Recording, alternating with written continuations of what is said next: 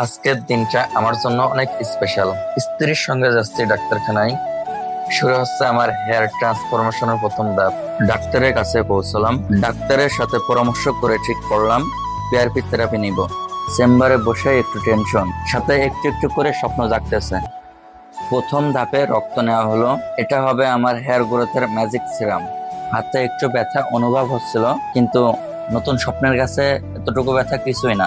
Serum তৈরি হতে সময় লাগলো 1 ঘন্টা। আমরা শুধু অপেক্ষা করছিলাম, ভাবছিলাম পরিবর্তনটা কেমন হবে। তারপর শুরু হলো মূল প্রক্রিয়া। ভাইব্রেট দিয়ে স্কাল্প প্রস্তুত। এরপর ডাক্তার সিরাম রেডি করে সিরাম মাথার ভিতরে ইনজেক্ট করলেন। কিছুটা ব্যথা লাগে, তবে এটা সহ্য করার মতো। চুল পড়ার থেকে কম কষ্টের। যাদের চুলের সমস্যা শুধু তারাই বোঝে চুল হারানো কি কষ্টের। সবশেষে বাড়ির দিকে রওনা হলাম।